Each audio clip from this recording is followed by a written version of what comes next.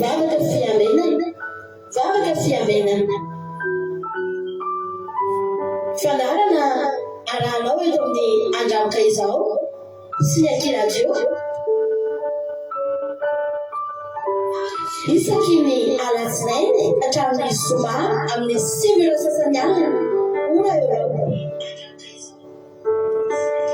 vavaka fiamenana iarahanao ny mpanompon'Andriamanitra Radio Salama Mivady sy ny groupe izay manesy andrenesanao tonteny sy fampahelezana vavaka fiamenana vavaka fiamenana sambatra izay mpilamino ka miaro toro mandrakariva eo am-bavahady ary miandry eo am-pinambaravarako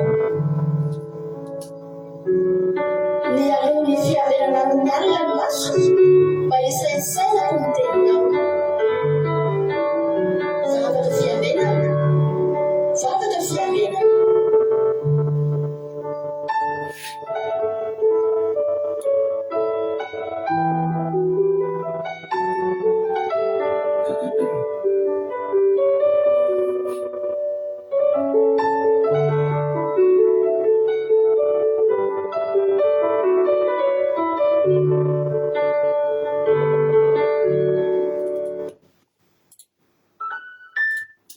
Alleluia, amin'ny fifanina lehibe indray lasina babalala no mbola iorana amintsika tsirairay avy amin'izao fotoanana izao anatin'izao fandarantsika vavaka fiamenana izay rahanao fandarana andramoka izao ny akiradio ary ny mpikambana ato anatin'ny groupe izay maharesy dia manonona ny fiadanany tompo amintsika tsirairay avy tonga soma tsara indray arabaina ianao tonga soma tsara eto indray rahandrano mba tonga miaraka aminay dia teteny aminao hoe tsika sendrasendra koronadagavana eto fa tena misy rahahina ny tompo anao dia mareta hatramin'ny farany dia matoky simina fa ifampahireto indray tsika ary matoky koa fa tsy verimaina fotsiny fotoana izay laninao irahana aminay eto fa tena tsapahiran'ny fanamasina tokoa ane amin'ny fanatrehan'Andriamanitra dia ampahiranao ane izao fandarana izao dia ampitrakanao avelona amin'ny fanantenana indray ary ampitombo ihany koa sy ampiakatra ny finoanao ka dia tahiny tompo dia sika rehetrarehetra tonga soa izay voandroany vao tonga ifampiaraby ihany tsika rehefa eo roninanjondra fa melohan'ny zavatritra aloha andao tsika hivavaka metraka ny fotoana mpirantan'Andriamanitra andao ampandrotsika navavintsika Berta hivavaka ametraka ity fotoana ity eo am-pirantanan'Andriamanitra tahiny tompo raha nabavy Berta anao ny fitenenana.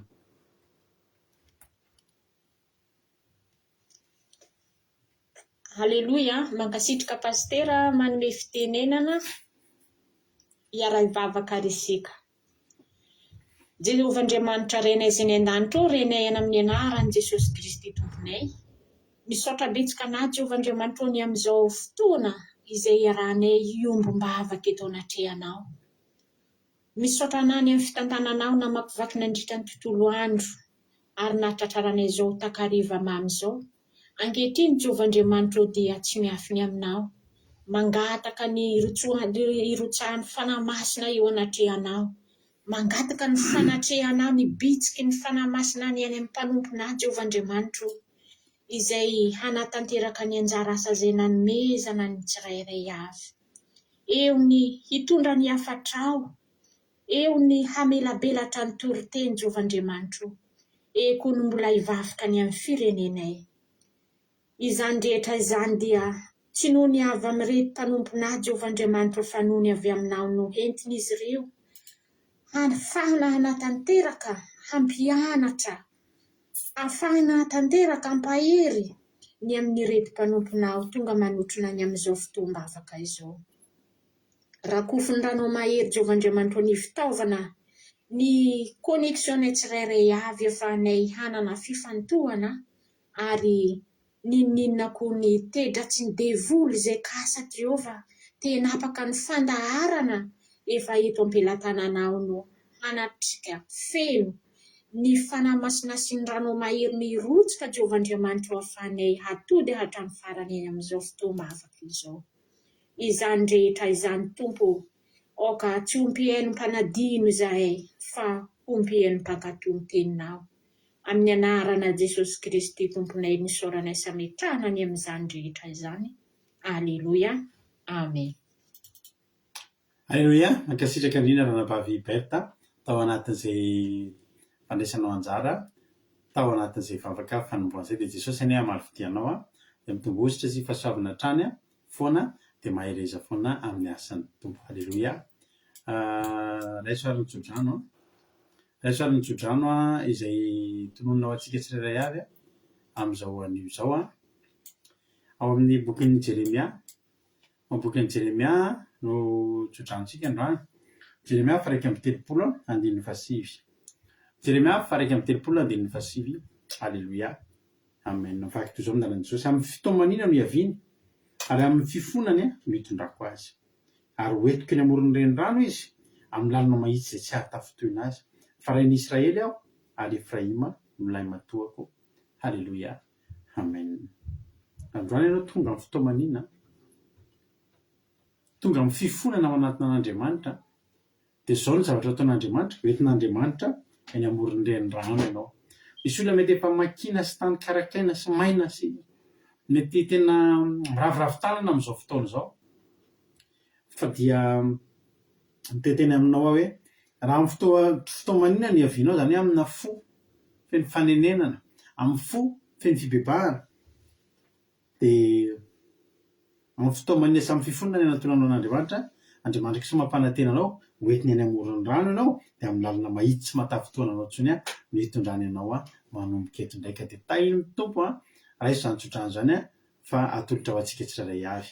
Côte d'Anela Belgique, Velsilena France, tonga soa Mesopianjana Arabie Saoudite, Asiny Apôstôly Madagascar, Someo France, Rantanay Marisalina Madagascar, Marjou États-Unis, Tizanay de Madagascar France, Jesosy Mpandresy Madagascar, Kekeraneraso Madagascar, Erikaraky France, Lavolitina France, Tsiramboramela France, Todisy Jesosy mandrakizay Allemagne, Itody Noeline France, Terir Albenza France, Hortensine Koweity, Bersavac Koweity,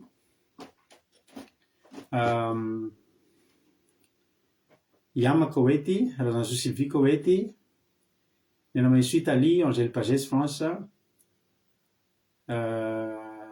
Tsiramboramela France, Tizanay de Madagascar France, Miriam Andriamalala Allemagne, Erikaraky France, Azaska Patici France, Angelina Rodriguez Arabie Saoudite, Friza zanamiadana any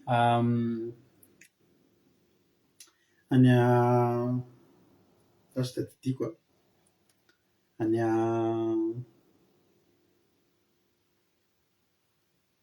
Tamatavy fariparitra Tamatavy zay izy raha tsy diso avereny tenenina hoe azafady izy matadity izy aiza moa i Friza zanamiadana maly izy efa nanoatra teo fa somary adimy kely satria mbola tsy zatra tsara ny vavaka dia samy itsika miteny aiza moa misy azy io fa raha tsy tadiditsika dia mba hiteny fanondroana izy raha tsy mahadiso indrindra. Friza zanamiadana, Bersavac Koweity, Hortensine Koweity, Lavolitina France, Nambinitso Macrine Koweity, Claude Razak France, Todisy Jesosy mandrakizay Allemagne, Zana Monika Dubai, Fenerive Est, misaotra ny Lina, misaotra Lina, mahafinaritra tadiditsika ny vahiny, misaotra Lina, Marjou États-Unis fa teneniko teo, tonga soa Friza zanamiadana ny Fenerive izy, misaotra indrindra. Tahiny tompo, zay mela ianiritsika. Misaotra anareo fa voaray soma tsara. Dia iza no zafady indrindra dao mba anotanitsika Friza zanamiadana iza mba ni-invité anazy tonga teo sa tonga tamin'izao fotsiny ohatry ny $100 ve sa iza ny namanao efa eto mba tsara fantatra ihany koa zay dia any arina any dia tadiditsika.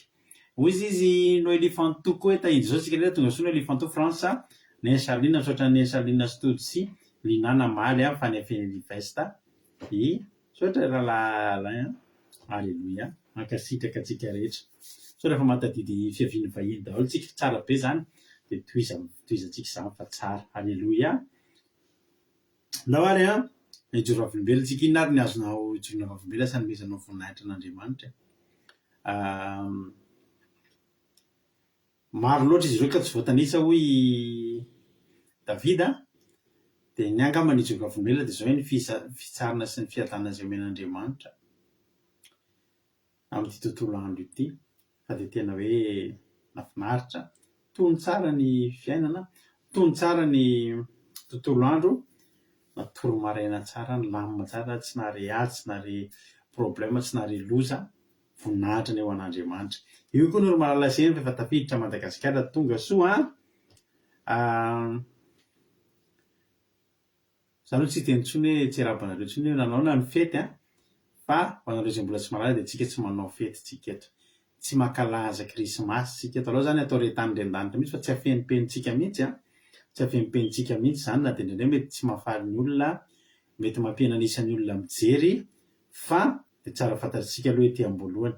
Tsika ringe isan'ny taona ry havana manao fampianarana manao fampianarana tsika hoe ny krismasy dia tsy ara-baiboly. Tena tsy ara-baiboly ny krismasy ary tsy vitan'ny tsy ara-baiboly fa tena fanompontsampy mihitsy.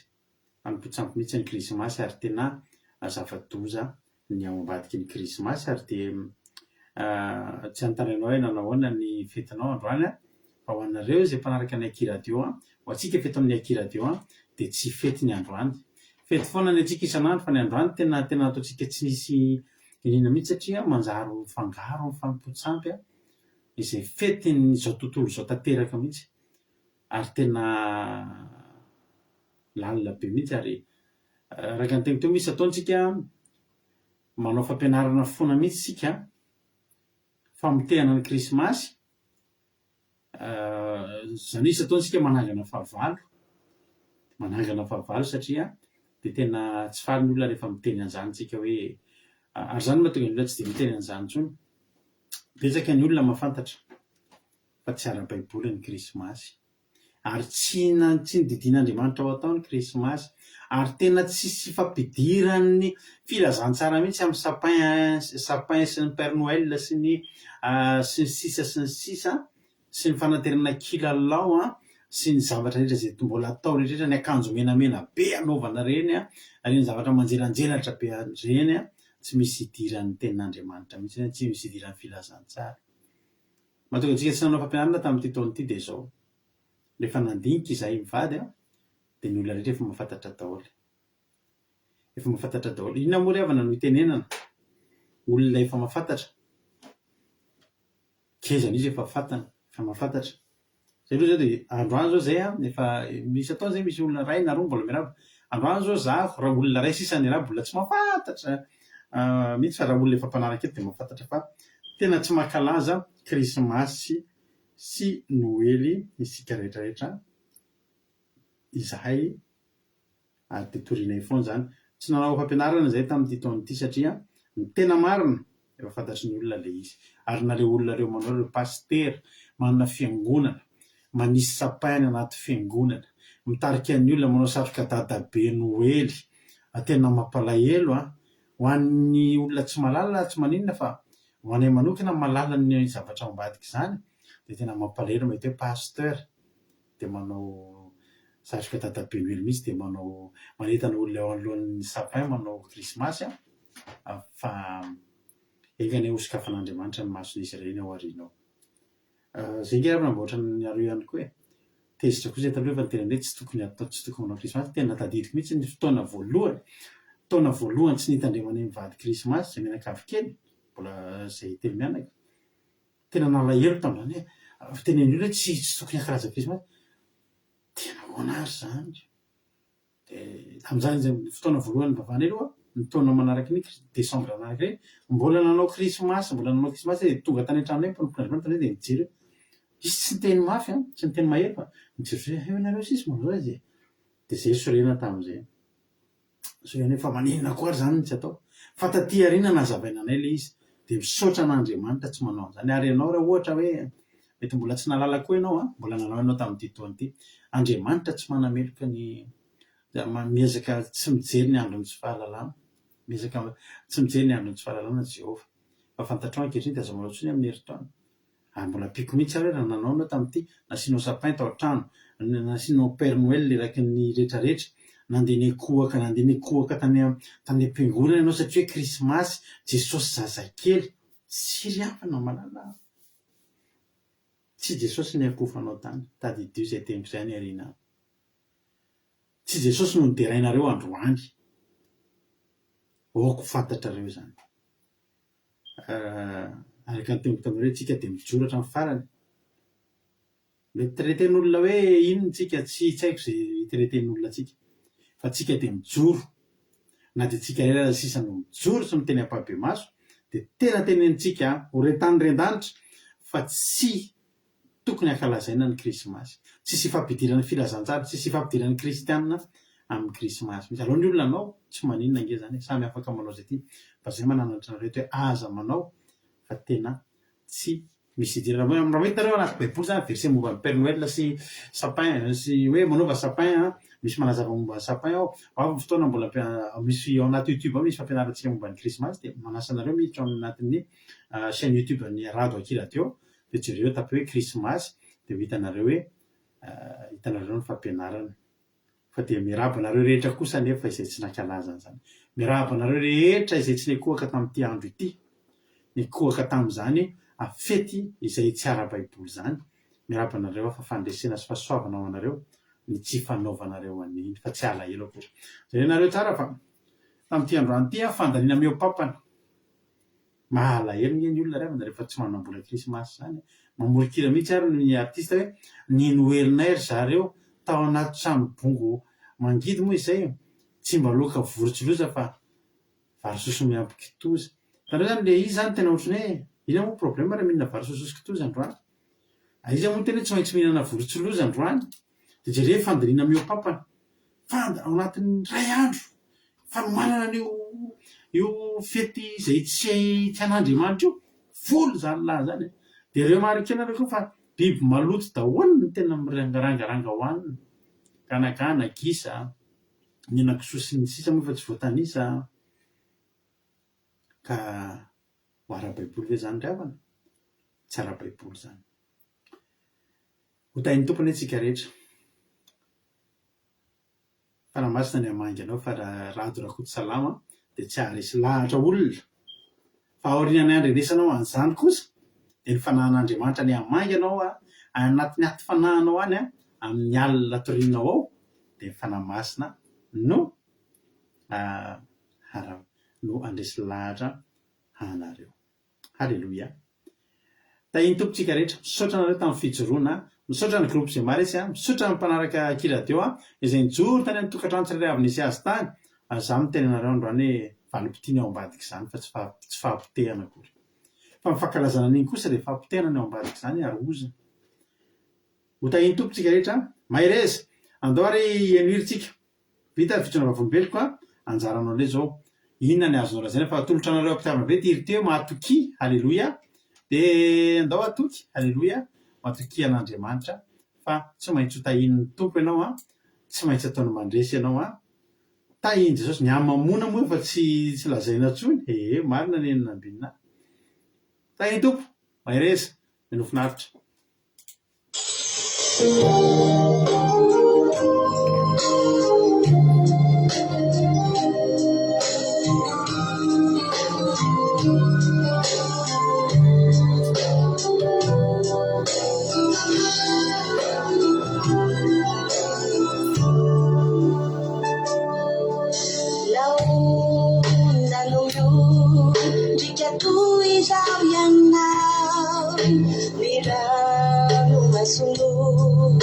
Mamino ni funao pangadinunao pati urisianao famisi peta iriuadinao nao nanumyu tikatu isavianao iran masungu mamino ni funao mangadinao pati urisianao famisi peta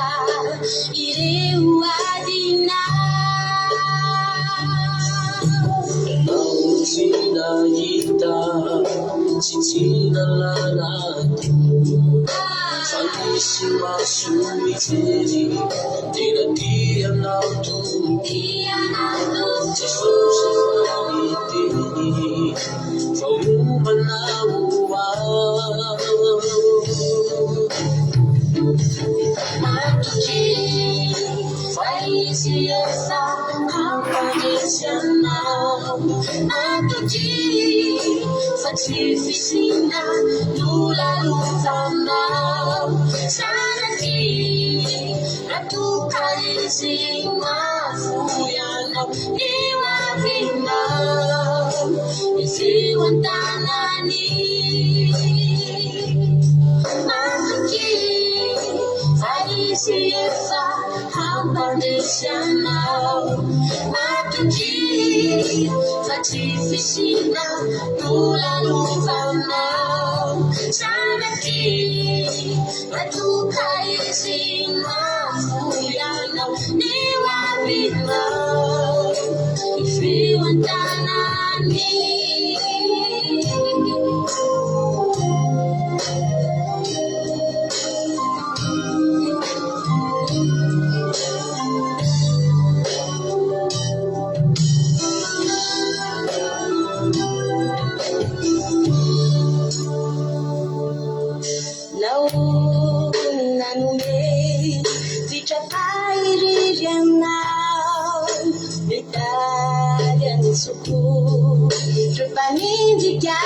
Panindrikanao fangaizireo Nunyadi uanao tireo ni tumpu Laitina tianao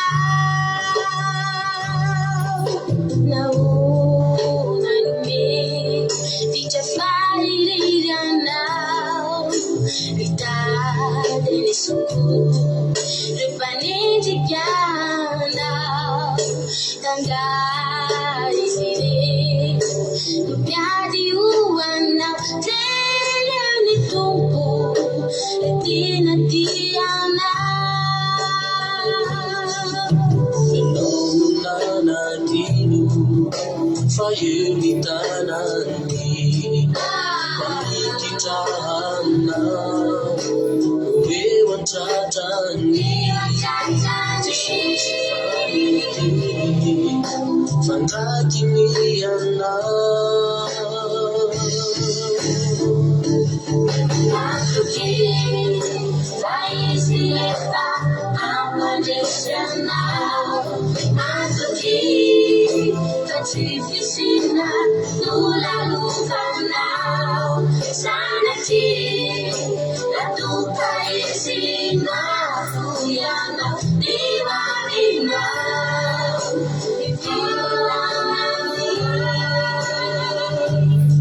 Matuki Faisiesa hampandesianao Matuki Fatifisina lolalukanao Sanati Ratuka isi mafuyanao Diwarinao Ifiwantanani Matuki Faisiesa hampandesianao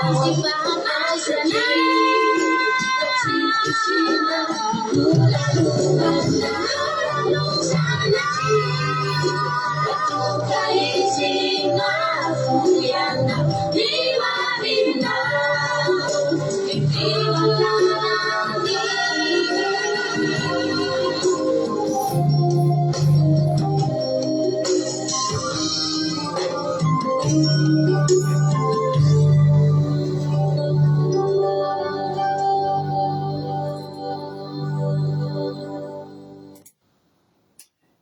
Alleluia. Taran'Andriamanitra ny hira anisan'ny hira ny zina famonjena tena mahafinaritra mampahery izy iny mampahery foana moa ny hirany zareo.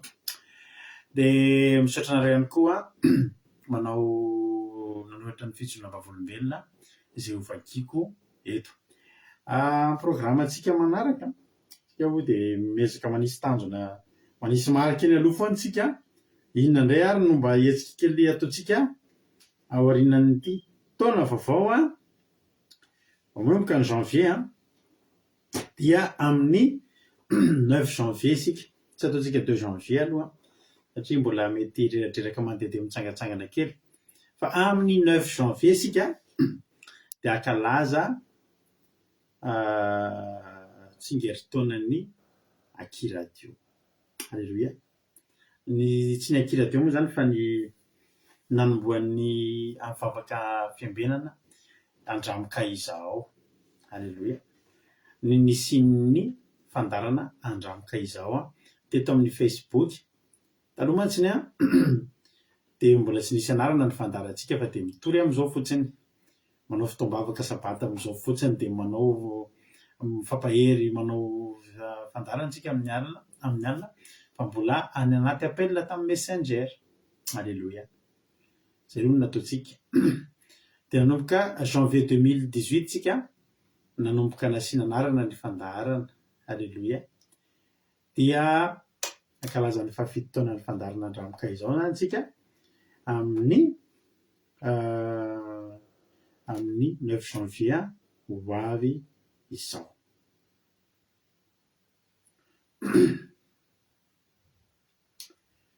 Alleloia. Zay zany ny tanjontsika dia mba kalazantsika mahafinaritra kely ohatry ny isataona ihany moa zany mba mety mahatratra kely ny fandarana amin'io tsy ohatry ny isan'andro fa mety ohatratra antsika le manao an'le sasakalim-bavaka iny ihany de mety karazan-drazana sasakalim-bavaka kely nitondrantsika azy amin'io amin'ny zoma 9 janvier tsika no anao an'io fankalazana io. Na tompo ary veroselinana nohatra voalohany voninahitry n'Andriamanitra misaotra n'Andriamanitra amin'ny fahatsarana nataony rehetra. Alleloia. Misaotra Rosemina de tahiny tompo anao. Hoy ranavavy Lina hoe alleloia misaotra n'Andriamanitra lehibe tsy fa de nilamina tontolo andro ray menakavy kely afaka nampitombo fahalalana tamin'ny aky inglisiko de raina Jesosy voninahitra ho azy rery amen. Mbalao ampatsiahantsika moa fa eto amin'ny fandarana andramoka izao eto amin'ny Aki radio de misy ny fianarana teny anglisy mahay-maimpoana fa tsy hoe gratuit de tsy de manahoana fa de tena hoe tsy ambaka an'ireny ianao mianatra any amin'ny CNELA na any amin'ny centre américain reny mihitsiny centre culturel américain reny mihitsiny ny fianarana zay aloha nanatrika manana mpampianatra tena mahay mampianatra tsika eto ary meny tompo fanomezam-pahasoavana mihitsy amin'ny fampianarana sy amin'ny fahaizana mampita fahalalana amin'ny teny anglisy ka dia mampalaza anareo fa na misy aminareo mazoto de afaka miditra anareo tsisy vola aloha tsisy droit d'inscription tsisy ninina fa miditra ianao de fahatokina zany hoe anao le tonga foana ny tena écolage alohanao satria ny mpampianatra tsika de manomana zavatra zany miezaka mba ahatonga atsika ho tena mpiteny anglisy mahay miteny anglisy tsara. Taddio fa ny teny anglisy de tena ilaina amin'izao andro zao na makaiza anao rehefa na tsy mahay teny frantsay anao fa mahay teny anglisy de tsy very mandeha anao ary za rehetra zay vidinao de mbola miteny anglisy daholo ny ankabeazan'ny notisy. Alleloia. Ko de tahiny tompo isika rehetrarehetra ko Daniela. Alleloia. Makasitraka nakasitraka ny Zokoberta izy hoy ny Charline marantany Charline masaotra ny Jesosy malala aho ny amin'ny fahasalamana sy ny fahatonina nomeny isan'andro. Alleloia. Mitojo ny tontolo androany de isaorako an' Jesosy fa notahiny ny asako de vetivety kely de vita de nisy fotoana nangalana ina sy nanaovana programme personnel sy asan'Andriamanitra tany ampiasana de raiko koa Jesosy niaro anay menakavy kely sady nanome ny hanina saza ao anay. Alleloia. Misaotra tojo. Oui, ko Daniela alleloia misaotra Jesosy malala fa nomeny hery sy tanjaka ary fahasalamana hatrany de voninahitra ho azy rery. Alleloia. Amen. Hoy izy Erika hoe alleloia de raiko Jesosy fa mbola nomeny tombonandro zay menakavy sady nomeny hery sy tanjaka ary fahasalamana no mbola afaka manaraka fandarana. Amen. Alleloia. Efa filazana ny diakona amin'ny 9 janvier fa fito taonan'ny isin'ny afaka fimenana teto amin'ny Facebook. Misaotra indrindra.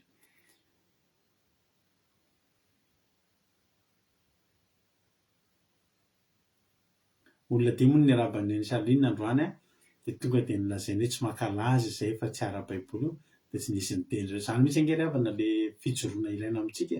Misy amintsika azy mbola menamena de fa de samitra atrano avy fa tenena mihitsy tsy izy io Alleloia. Tsika tsy menatra amin'izany satria fa marinana ny ijoroantsika. Ny olona ary ny tokony menatra mitandrina mankalaza an'izany. Hoy Frizara Zanamiazana malala aho fa tsy ao anaty baiboly ny 25 décembre raha zavaina anazy avitsika moa fa ny fanarahan'izao tontolo zao fotsiny io daty io mafakalazana anniversaire Jesosy. Androany ny fadianina no niady atrehako ka nisafidiny tsy nankalaza fotsiny nahatro n'Andriamanitra. De efa voavalinao ihany ke zany le fanontaniana firizazana miadana hoe nyzao tontolo zao nanapaka an'le izy izy hoe ny fanarahan'izao tontolo zao fotsiny hoe io ny daty mafakalazana anniversaire an Jesosy. De le izao tontolo zao am'izay no tiako anontaniananao hoe ao amin'ny baiboly ve Jesosy ve niteny hoe tadiavinareo daty anankiray anaovana anniversaire-ko? Tsy misy nefa zay. Fa le izy moa safidy efa nitenenanareo zay le izy de ozy nareo zay mbola kalaza de tsy maninona fa efa fantatrareo fotsiny ny adidinay de ny milaza anareo hoe tsy tsara baiboly ilay izy zay fa na inona aloha zavatra tenenitsika zavatra be dehibe no milaza fa tsisy voalohany indrindra raha 25 décembre zany any Israel am'izao ohatra ny atsika ty Europe mahangatsika be izy no zazaka teraka ilay tranomby amin'ny andro ohatra zao tsy possible mihitsy zany. Zao koa fotoana tsy misy tsy fisiany miahatra zany hoe tsy tokony hoe ny atsah mihitsy ny ondry fa hoe tonga teny ny mpiandro ondry de tonga le anjely ny teny hoe ohatr'izao tsy volana décembre le zavatra nisy le zavatra zay nisy fa tsy décembre ary ny tena zava-dehibe tsy nitenenina atsika mihitsy hoe tandremo fo Jesosy hoe ataovy zao fahatsiarovana ny fahafatesany ny pasika no nataony mba ho fahatsiarovana azy na zeny zay no tandremana. Androany izy ny fadianina noho ny ady atrehako ka safidy tsy nankalaza fotsiny eny safidy iny de tsy asitsika olana akory zay kadaka tonga soa ihany koa hoy hortensia aleo makasitraka asy mankasitraka raha vavy malala berta mbola mankasitraka ny berta izy hoy anglinodrizay aloha de Jesosy fa de asa kely no nataoko androany de lamina tsara ny tontolo andro ny mianakavy kely. Alléluia, amen, alléluia.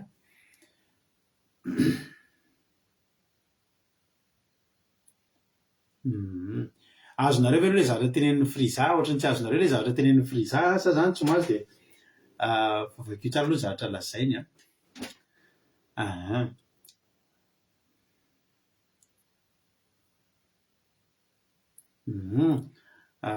2018, 19, 20, 21, 22, 23, 24, 25 fito taona tojo fa fito taona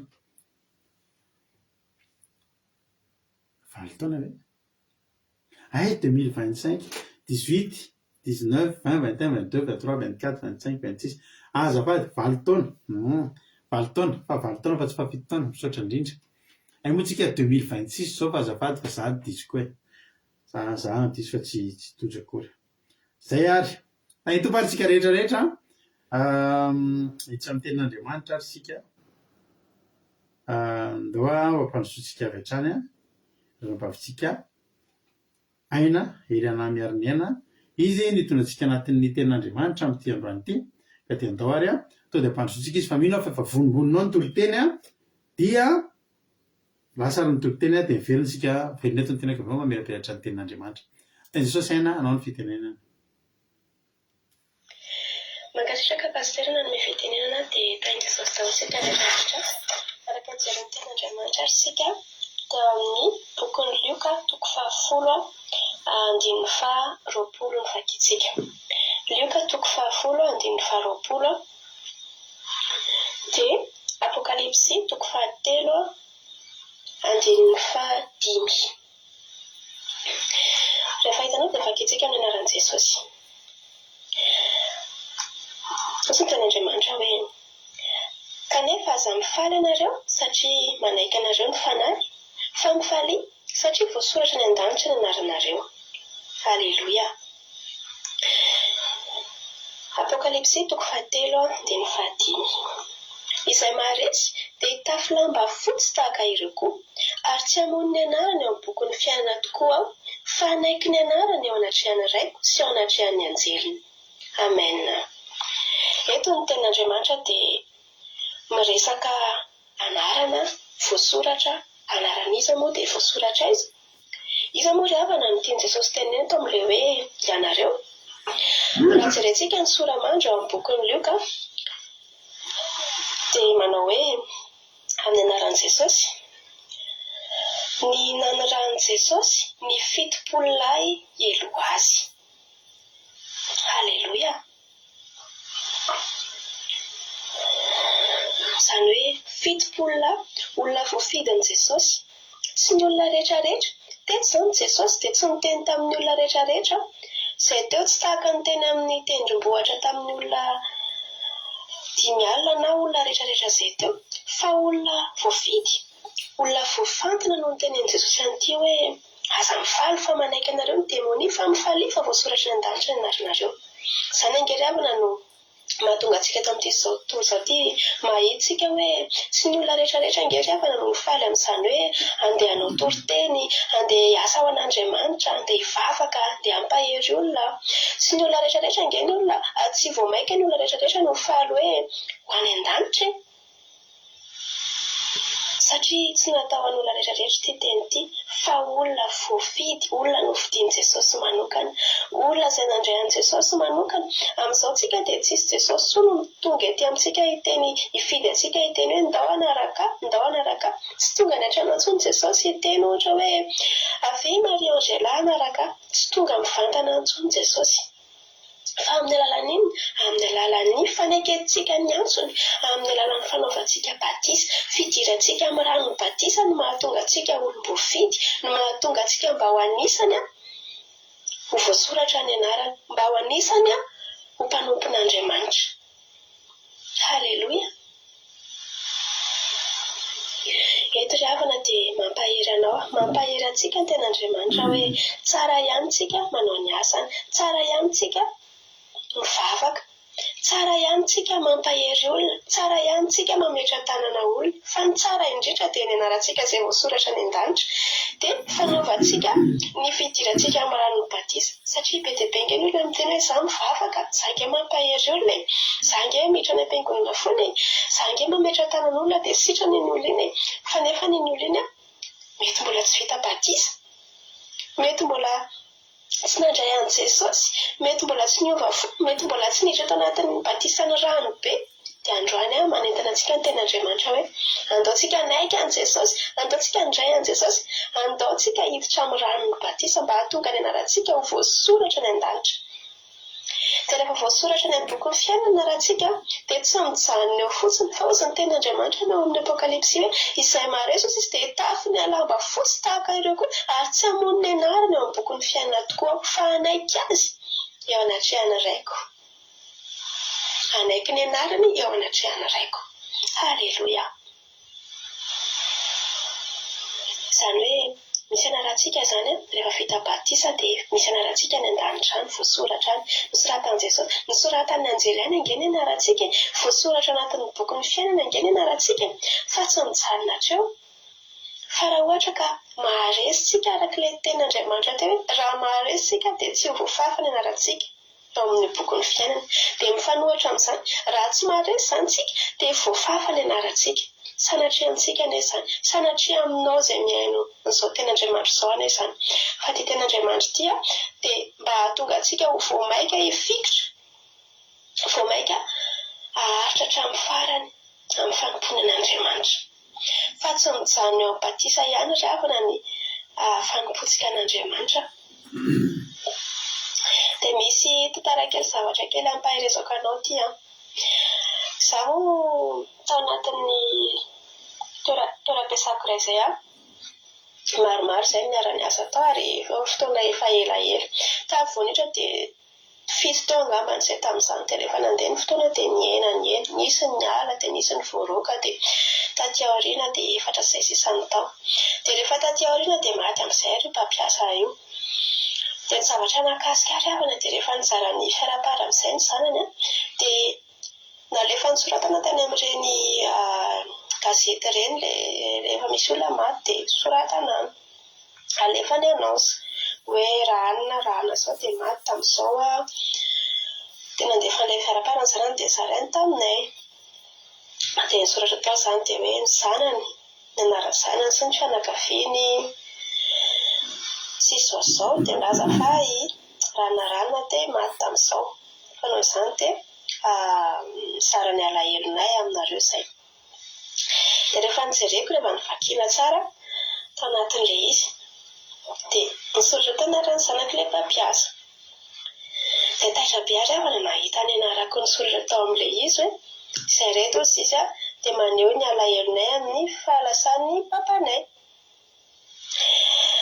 Dia tena tohana be ny foko, voakasika be ny foko, tsy hoe faly amin'ilay fahoriana fa voakasika be ny foko indry ity mba anarako mba voasoratra tato nefa ny sady zanaka ny tsy havana fa mpiasa.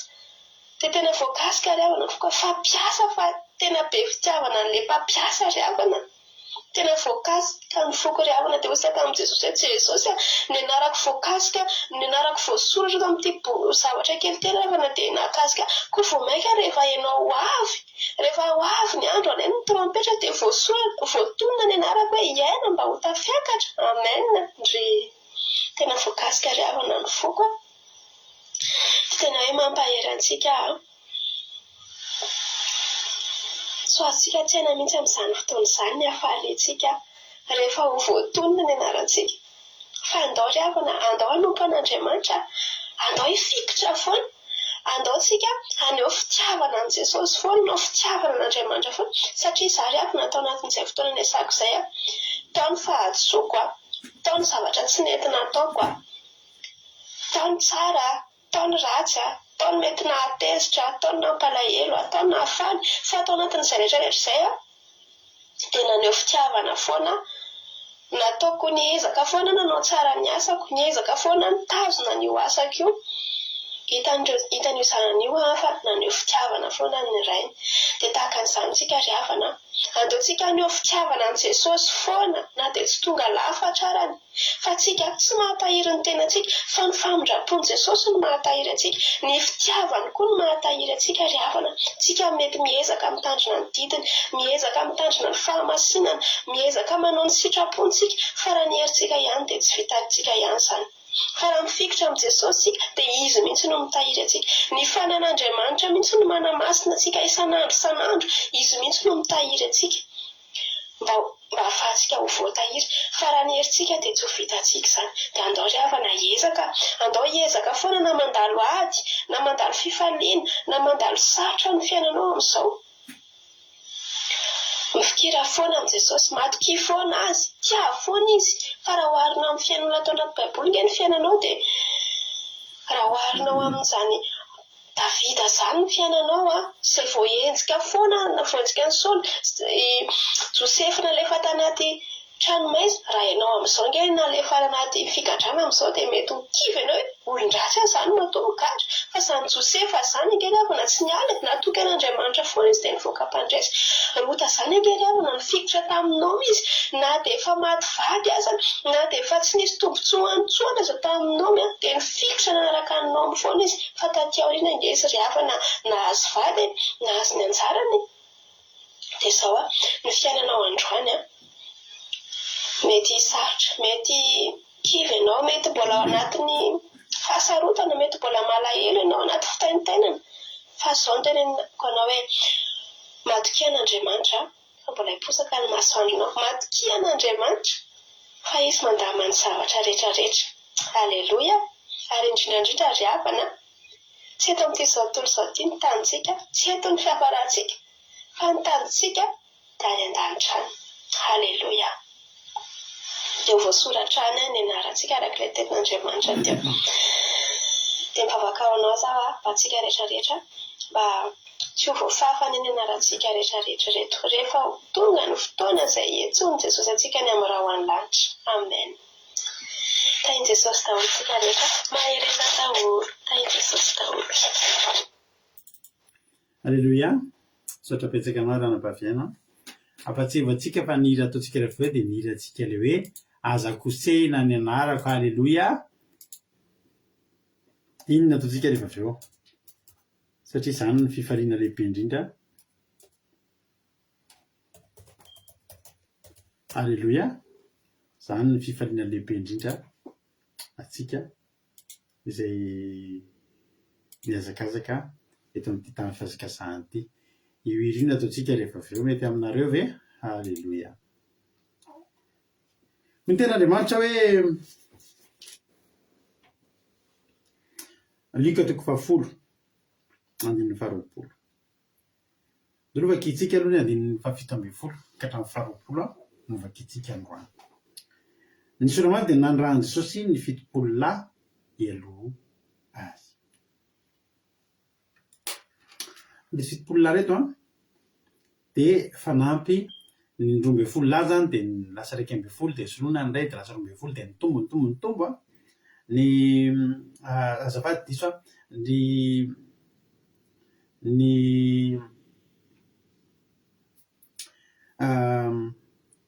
12 lahy aloha mbola teo dia nitombo nandeny ny fitorinana nitety tany maro Jesosy dia nitombo ny mpianatra dia nalefa tsororo zareo. Manavaka izany ny tompona andiny voalohany. Manavaka izany ny tompona nendrolona hafa koa dia 70 lahy ka naindraka azy tsororo hialoha azy any amin'ny tanàna sy ny tandritra izay efa lehany. Ary izy taminy be ny vokatra fa mampiasa no vitsy. Dia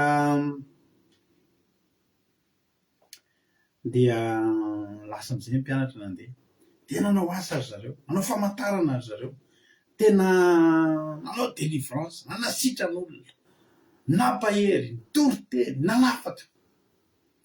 Dia any amin'ny andiny 17 eo ihany ilay mbola mampianatra, eo ihany maha-olombelona ary tsisy fahadisoana akory izany. Ary ny 70 lahy niverina tamin'ny fifaliana satria nahomby ny asa natao.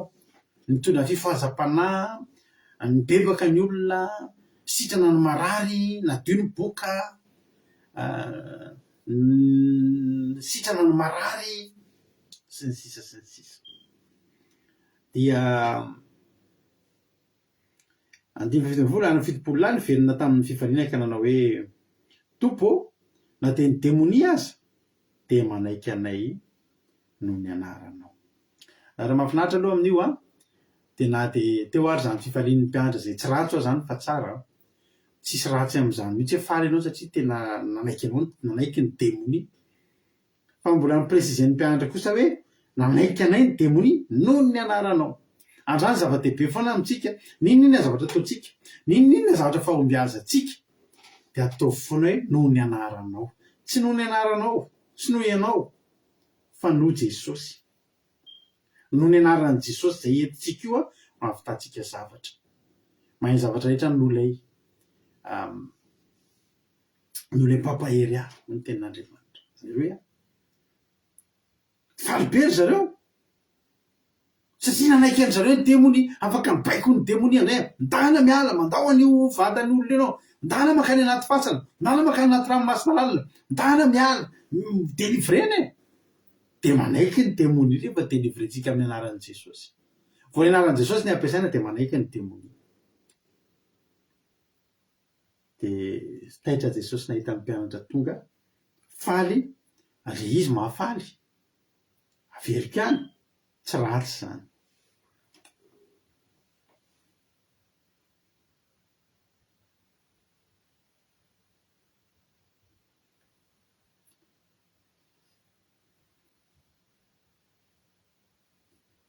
Le izy mahafaly. Mahafaly izany hoe isika mahavita asan'Andriamanitra. Mahafaly izany hoe isika mahavita toriteny. Mahafaly izany hoe isika mahavita vavaka fiambenana. Mahafaly izany hoe isika mahavita vavaka amin'ny firenena. Faly isika rehefa misy délivré, mahavita délivrance. Mataky ny ahoana moa ry havana izany fifaliantsika avy manao délivrance izany. Za taloha tamin'izaho vao nanomboka nanao délivrance izany. Nanao délivrance rery tena tsapako amin'izay, za mihitsy nampiasain'ny Tompo. Fa tena tsy nahita tory any alina. Satria hatramin'izay mantsy manao délivrance dia miaraka faho be ao. Tabataba ao, miokaoka eo. Dia ianao miaraka amin'ny olona efa antim-panasy, olona efa manana fanomezam-pao samy efa be ositra. Dia ianao izany le mbola le vao miainga dia manao ny olona dia vao manao koa ianao. Dia mitsipaka ny devoly dia ny finoana voalohany tsy mieritreritra mihitsy hoe za ve dia avita ray amin'ireo olona ireo na ireo olona rehetra no mahavoaka an'io fa tsy izany. Mandrapatonga ny fotoana ianao rery amin'izay eo. Dia rehefa miteny ianao, mametra tanana ianao, tonga dia mitsipatsipaka ilay demoniaka. Teo amin'izay ianao vao mahatsapa hoe ianao ty ampiasain'ny Tompo. Alleloia. Dia mahafinaritra ilay izy. Tena fifaliana ry havana izany hoe ampiasain'Andriamanitra izany. fifaliana zany hoe ampiasain'Andriamanitra zany.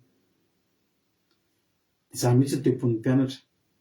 Jesosy tena na demonia aza manaiky aneno ny amin'ny anaranao. Zao ny tenin'i Jesosy. Hoy Jesosy taminy. Za nahitany Satana latsaka avy any an-danitra taka ny varatra. Indro efa nomeko fahefananitsaka amin'ny anarana sy maiko ka sendresin'ny fahavaloko ny hery rehetra ananan'ny fahavalonareo ka tsisy hampaninina anareo akory. Zara tiany Jesosy tenena amin'izany dia zao. Satana tsy any an-danitra intsony fa Satana efa eto tany. Ary ny ataontsika eto tany dia hiady amin'ny demonia. Ary ny mission Jesosy dia nampiofana aloha voalohany indrindra ny mpianatra mba hanana ny hery ananan'i Jesosy mba afaka hiady amin'ny demonia. Satria ny demonia dia mitondra ny anjeliny, ray apahatelin'ny anjeliny lanitra nidina niaraka natsaka niaraka taminy manana ny miaramila ny Lucifer. Reny devoly mampijanojany ny olona isaky mihetsika hitantsika reny. Reny zany anjeliny vadika reny. Dia Jesosy zany ny formeny mpianatra akoatran'ny anjeliny lanitra zay roa apahatelon'ilay anjely eo an-danitra ao, ilay miaro atsika, ilay mitombo manodidina zay matahotra an Jehovah. Akoatran'ireny zany ny asan'ireny araka nytorina tamintsika mana misy ny asany ny adiny amin'ny tsy hita maso, ady tsy hita maso, ady ara-panahy, misy ny ady hita maso. Dia ny formeny mpianatra Jesosy. Inona ny formation? Andresin'ny fahavalo. Ohatry ny teteny zany Jesosy hoe normal be nareo raha maresan'ny demonia normal. Ohatry ny tsy normal ndray raha ohatra hoe kristianina anao dia tsy mahatafavoaka demonia. Zany ozy Jesosy efa nanome anareo ny hery rehetra. Meko fahefanina nareo nitsaka maingoka sy mena rana raha andresy ny hery rehetra ananan'ny fahavalo ka tsisy hampaninina nareo akory. Tsika zany tsy azo midevoly atao ninina zany tsika satria manana hery tsika. Efa nomeny Jesosy tsika ny hery sy ny fahefana. Alleloia. Amen. Normal be tsika raha maresy devoly. Normal be raha manaiky atsika ny demonia. Alleloia. Sao reo zavatra nomeny Jesosy reo, hery, fahefana, reo ny ositra, ny hery, fahefana, ny hery ara-panahy, reny rehetrarehetra reny dia fedina nomena antsika reny. Reny fitaovam-piadiana iadivantsika eto an-tany. Devoly dia latsaka avy any an-danitra taka ny varatra. Eto amin'izay izy no miparitaka. Dia nomena antsika ny hery ahafahantsika mandresy azy eto. Manomboka androany zany fantaro fa ianao io manana hery, ianao tsy tokony hampahorin'ny demonia zany intsony, ianao tsy tokony hampahorin'ny devoly zany intsony. Alleloia. Averika any normal be tsika raha maresy devoly. Tsy fahagagana intsony zany. Ny fahagagana isika tsy mahavoaka devoly. Zany ny fahagagana zany. Fa tsika demonia manaiky antsika tsy fahagagana intsony zany. Hoy Jesosy normal be fa meko anareo ake zany. Alleluia.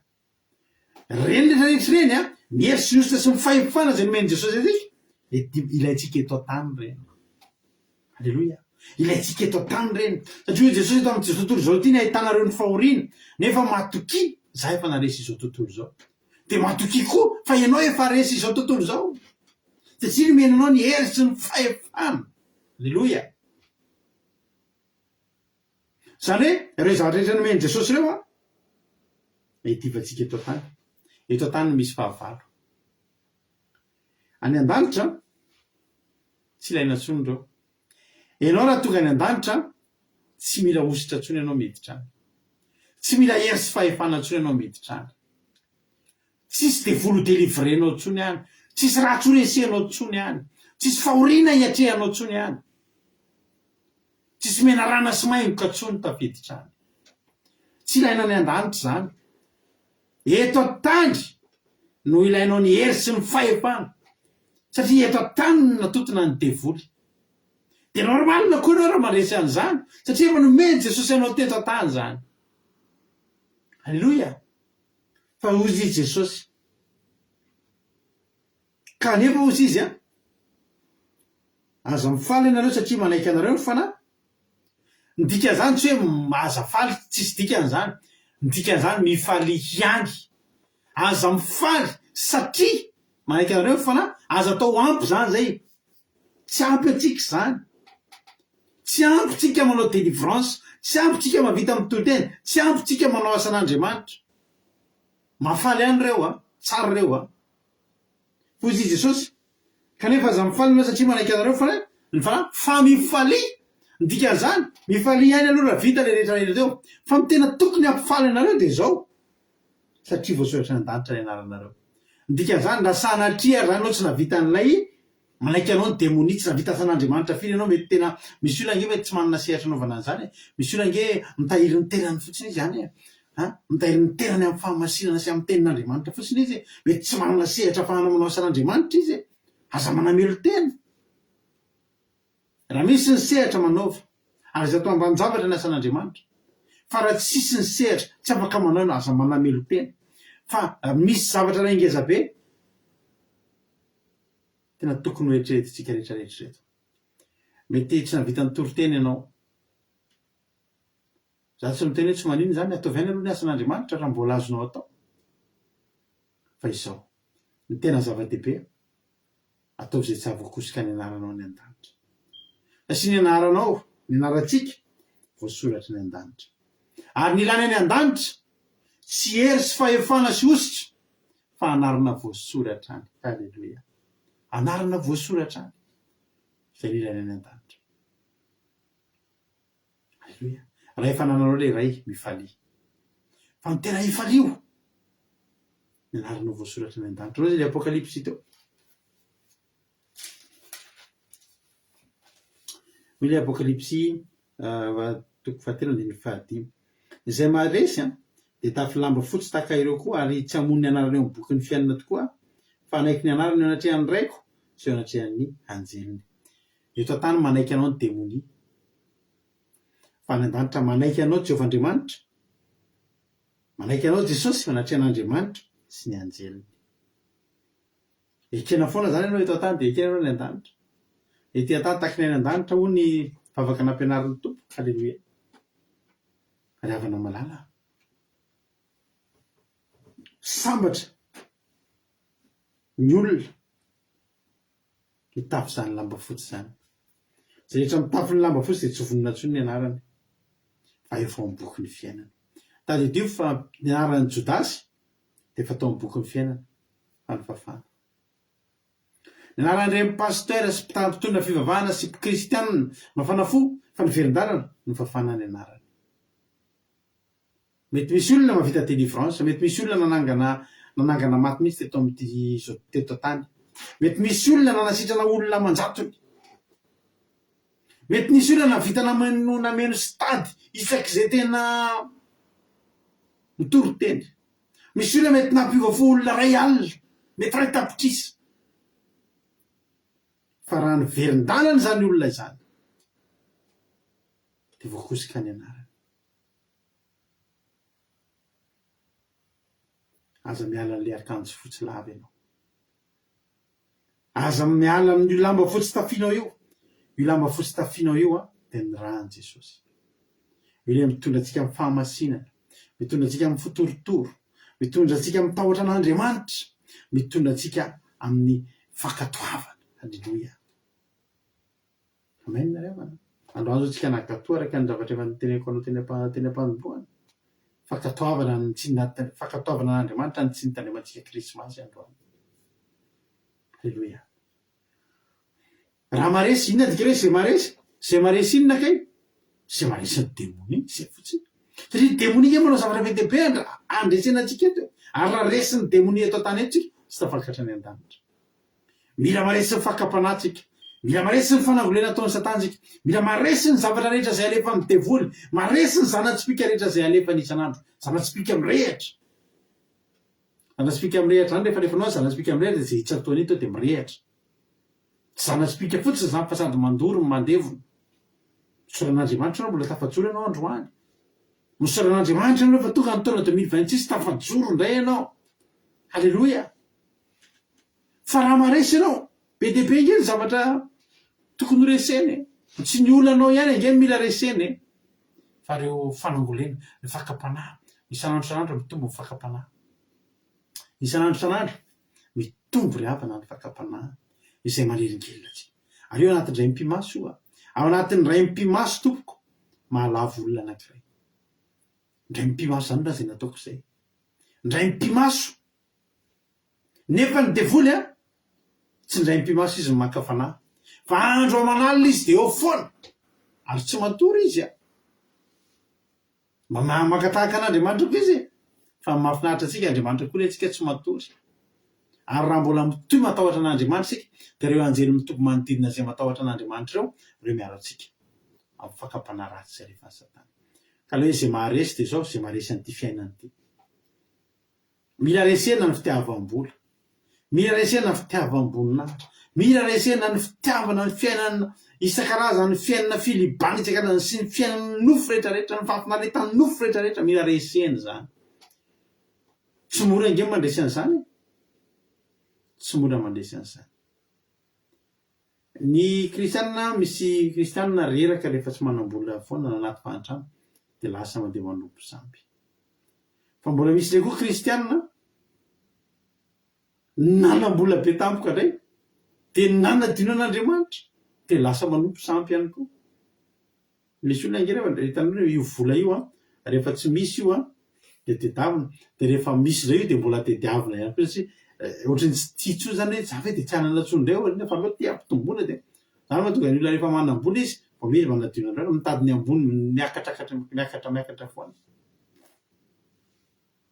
Ka raha ohatra ianao anisan'ilay maharesy dia izao ny valim-pitianao.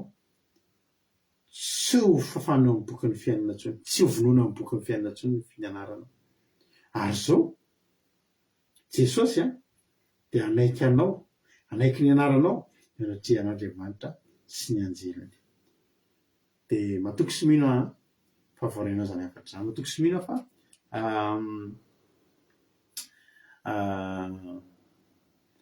voarainao izany afatra teto androany zany. Ny zava-dehibe aminao androany dia izao. Tsara ho ahy ianao manao asan'Andriamanitra. Tsara ho ahy ianao mavita asan'Andriamanitra.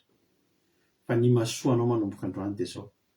Ny tsy hahatonga ny fiainanao, ny tsy hahatonga ny anaranao ho voafafa ao an-danitra ao. Hotahin'ny tompony antsika rehetrarehetra. Mino fa voarainao ny afatra. Andao ary isika hiditra amin'ny fijoroana fizarana fahatsapana. Iza no manam-paniriana fizarana fahatsapana. Inona ny voarainao tanatin'ny toriteny indrisika izara fahatsapana fa fotoana izao. Ny fizarana fahatsapana dia milaza fotsiny ianao amin'ny teny fohifohy hoe inona ilay tena zavatra nakasika anao tao anatin'izay zavatra rehetra voalaza izay dia izay no lazainao anatin'ny fotoana fohy. Halleloia. Izy ary no hizara fahatsapana, izy ary no hiantso dia omena azy avy hatrany ny fitenenana. Halleloia.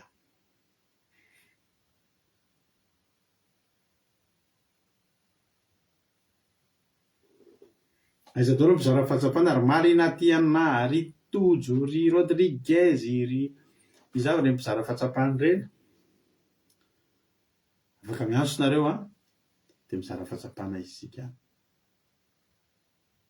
Nefa mafimafy ny volume telefônina Marina Tiana. Halleloia.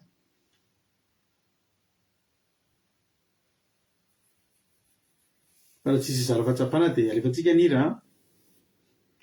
Sa ahoana ho ianareo?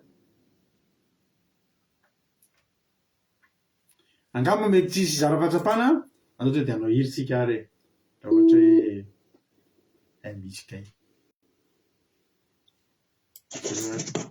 Aso aloha ary aso raha toa asiana sarinao efa hitsenjeriny ny sarinao fa aloha asiana ihany aloha sa ahoana. Ao ary mena fitenenana raha tojo ina ary ny azonao ambara androany ina ny azonao zaraina tojo. Tany Jesosy daholo tsika rehetra mankatsitraka pastera na meritonana mbola nanoratra kely famotinana torom-piainaika na mbola nandray noty. Zay voatoga. Ie.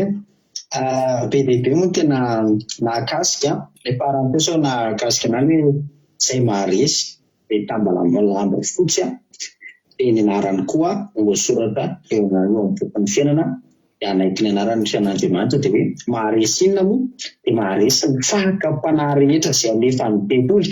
Fakapanahy izay mitombo andro aman'alina dia mila maharesy azy izany, mila maharesy ny fitiavam-bola, mila mahon-tena amin'ny zavatra rehetra. Ilay tantara kely nataon'ny ranavavena teo koa tena nakasika an'azy hoe nakasika anazy hoe voasoratra ny anarany tao amin'ilay ferapara nefa mpanampiteny fotsiny dia mahafinaritra voasoratra mila marina moa fa ny anarantsika voasoratra ny bokin'ny fiainana bokin'ny lasitra tena mahakasika izany haleloia. Dia nakasika ana fahatelo hoe falytsika satria ampiasain'Andriamanitra, falytsika satria mahazo delivrance fa mbola ambony zany rehetra dia mila mitahiry ny tenantsika tsika amin'ny fahamarinana sy amin'ny fahamasinana mba tsy ho voakosoka ny anarantsika ao amin'ny bokin'ny fiainana. Aleloia. Dia tainy Jesosy daholo izay no makasika baptesy. Aleloia. Mankasitraka indrinanao raha tojo tanatin'izay fizarana fahatsapana mampiasay dia Jesosy any maro fitianao dia mitombosa sy fahasoavana hatrany dia mahereza foana amin'ny asan'ny tompo. Izy indray ary manaraka izara fahatsapana manaraka metsika fitenenana izay iantso manaraka. Indray arsika apitra olona hafa manaraka izara fahatsapana. Aleluia.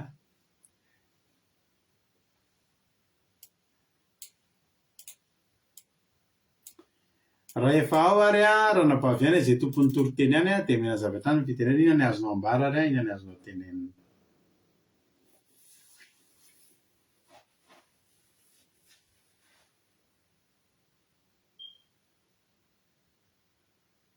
Maheno ve zandry ainy?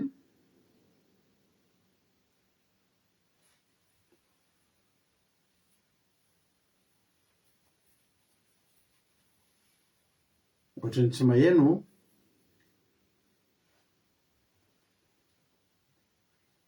Maheno ve ranampaviana amin'izao fotoana izao? Paster, maheno Dao ary.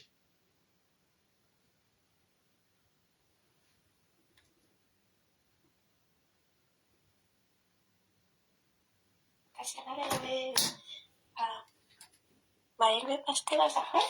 Vereno amin'izay ary fa izay vao maheno izay azafady. Io mikasitraka paster nakasika anary hoe izay maresika dia voasoratra ny an-dafitra ny anarantsika dia hozy paster hoe izay maresy ina moa dia izay maresy ny devoly tsotro izao fotsiny maresy ny fakapanahy rehetra sy ny fanangolenana alefan'ny devoly. Dia faharoa nakasika be koa hoe etỳ an-tanitsika manaiky atsika ny devoly dia any an-danitra koa manaiky atsika Jehova. Aleloia. Tahiny Jesosy daholotsika. Aleloia. Mankasitraka dia tahin'ny tompo ranampaviana dia mahereza foana amin'ny asan'ny tompo dia tahiny Jesosy. Aleloia.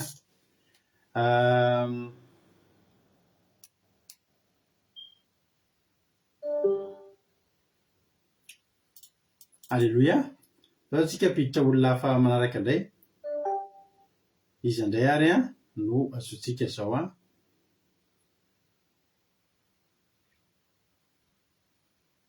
Zazika piditra ny olona hafa manaraka. Aleluia.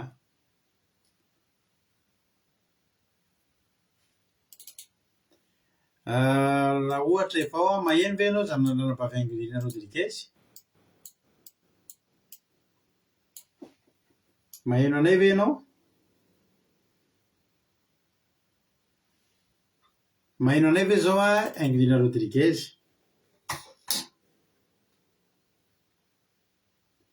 Maheno anay ve ianao? Azafady. Maheno za paster. Menanao ary fitenenana inona no mahakasika anao tao anatin'izay? Mankasitraka indrindra amin'ny fitenenana dia mankasitraka anareo mianatako tamin'ny ten'Andriamanitra. Zavatra tena nakasika be n'androany dia ilay hoe ny ataontsika eto an-tany dia ady amin'ny demoniaky. Dia eto an-tany no ilaina ny hery sy ny fahefana satria eto no natotana ny devoly dia ny tena zava-dehibe dia ny anarantsika voasoratra any an-danitra hoe mifaly tsika fa manaiky atsika ny demonia fa tokony faly koa tsika ny amin'ny anarantsika voasoratra any an-danitra. Dia hoe faharoa farany hoe sambatra ny olona mitafy ny lamba fotsy dia ilay lamba fotsy dia ny rahan'i Jesosy. Sambatra zany tsika mitafy ny rahan'i Jesosy io. Dia farany ilay hoe raha mbola mitoy ny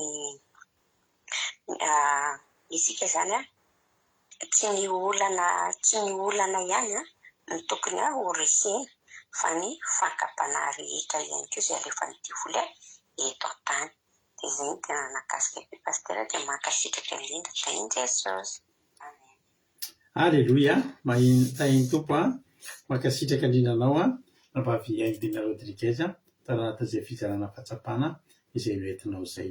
Andriamanitra manankirepasoavana hamaly fitianao dia vitombositra sy fahasoavana hatrany hatrany isika tsirairay avy. Misaotra anao rehetra ny zara fahatsapana tapitra ny fizarana fahatsapana daholo ataontsika hira mahafinaritra be ty mihitsy ataontsika any anamainy soa le hiran'ny tsika ty mihitsy ny atao izay nataontsika tamin'ny pasika 2022 tsika tafaraka tato dia nisy vitsivitsy taminareo ny arany hiranay antiry ty aza kosehana ny anarako dia ataontsika arzany izany ho voninahitr'Andriamanitra dia hivavaka avy hatrany ho an'ny firenena rehetra tainy Jesosy mino finaritra.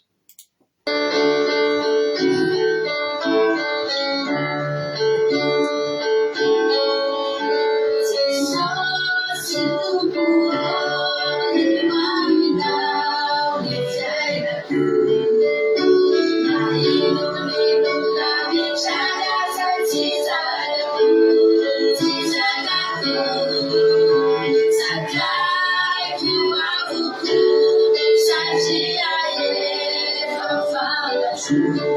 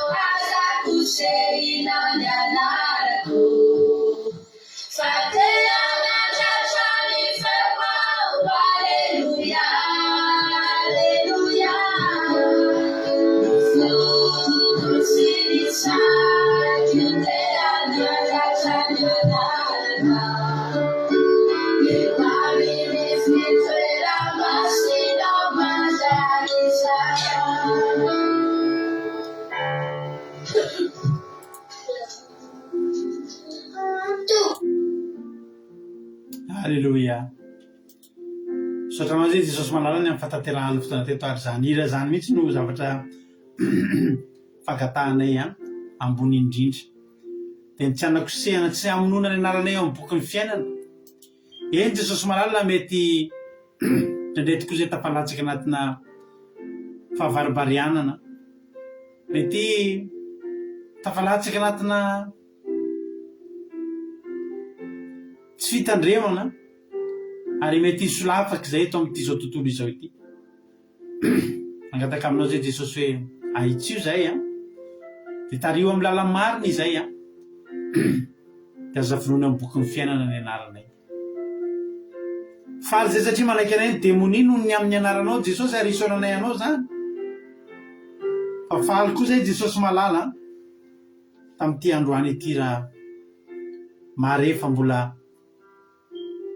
tsy nyvonoana amin'ny anaranay amin'ny boky ny fiainana. Zany ny tena tokony hifalianay.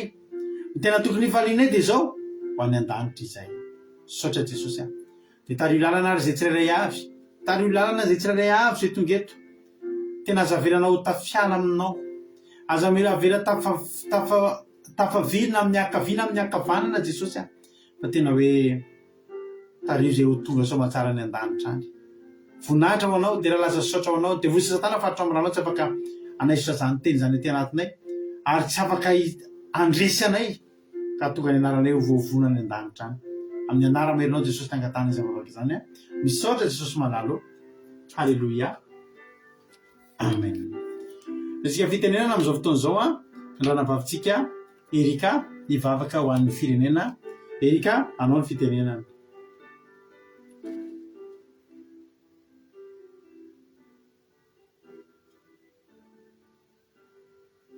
Raha mahaino anao ranavavy Erika dia menanao fitenenana.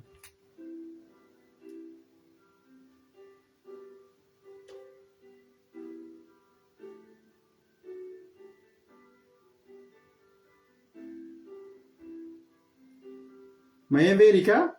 Azafady.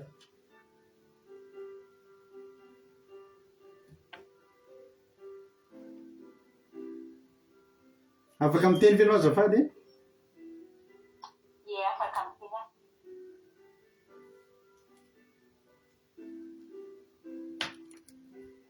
Ary mbola namanganay tsirairay avy indray ianao tamin'ny alana miteny izay nampitondrainao mpanomponao misaotra Jesosy fa tena hoe nakasika anay ny tenao androany izay nampianatra anay indray ny tena hoe anana fifaliana sy anana etaeta sy anatena n'izany hoe voasoratra ny anaranay any an-danitra izany. Izany no tena zavatra lehibe sy sarobidy tokoa Jesosy ny fanananay an'izany hoe anaranay voasoratra ny an-danitra izany.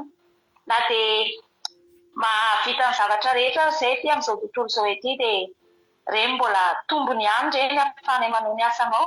Fa ny tena zava-dehibe tokoa Jesosy dia ny anaranay tsy voakosika fa voasoratra ary maharitra ao amin'ny fanjakanao. Ary tena hoe anisany hoe andray an'izany fanjakany lanitra izany izay dia izany ny fanantenanay Andriamanitra dia tehirizo azy izay tsirairay avy rehetra Jesosy indrindra ny groupe izay maresy ny izay mihaino an'izao vavaka izao fandaharana izao dia tena mba ho tehirizinao ny anaran'izy ireo mba tsy ho kosehanao fa mba tena hoe ho tehirizinao amin'ny boky ny fiainana ka tena hoe ho tody any an-danitra any tsirairay avy. Mankasitraka Jesosy amin'izany teny izany ka ankehitriny izay dia mitondram-bavaka ny amin'ny firenenay Jesosy malalo. Tsisy miafina aminao izany firenena izany fa mbola be ny zavatra mandalo sy misehatra ao amin'izany firenena izany Jesosy malalo. Mbola maro ny olona tena hoe tsy mahatahotra anao. Mbola variana amin'ny zava-poana, variana amin'ny zavatra maro samihafa.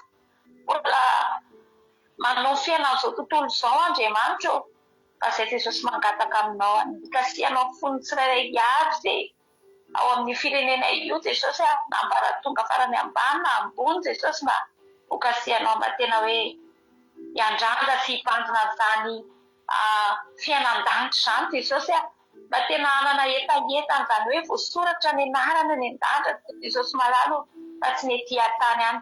Maro be mantsy Jesosy ny vahoaka malagasy efa tena tsy mahatsapa an'izany intsony hoe hikasaka ny fiainana any an-danitra izany satria noho ny ady, noho ny fanotrana, noho ny zavatra maro samihafa hatrehana Jesosy tsy mora ny fiainana any Madagasikara any Jesosy nefa zay Jesosy androany mangataka hoe aza ataonao kiry sy diso fanantenana ny voakala malagasy noho ny tsy fisiny, noho ny ady, noho ny olana, noho ny zavatra maro samihafa fa ataovy tena hoe mikasaka sy mibanjina anao, ataovy tena mankatoa sy manao sitrakao izy ireo Jesosy fa indraindray zay Jesosy mbola mandeha amin'ny lalan-diso ny firenenay, mbola mandeha amin'ny zavatra tsy fanaraka amin'ny sitraky ny fonao dia ianao ny hijery maso manokana izany firenena izany ary hikasika amin'ny fon'ny vahoaka malagasy tsirairay avy mba tonga an'izy ireo tonga saina ka hanantona anao indray hiverinao eo ampelantananao. Dia nisaotra Jesosy tamin'izany teny izany fa tena nampianatra anay tsirairay avy ka aoka Jesosy ho tena ataonao tena mitsatoka aty anatinay fonay ny teninao mba tsy ho mpiaino mpanadiny izay mpampakatoa ny teninao ary sainsainanay mandrakarivo izany teninao izany dia voninahitra sy dera dia ho anao ririhany saotra Jesosy malalo. Alleluia, amen. Alleluia. Mankasitraka ianao raha nampavelika anatin'izay vavaka ho an'ny firenena mamy be izay dia misaotra ihany koa raha nampaviana tamin'ny toriteny dia misaotra betsaka ny navabaita tamin'ny afaka fanomboana. Misaotra anareo rehetra koa izay nitsara fahatsapana.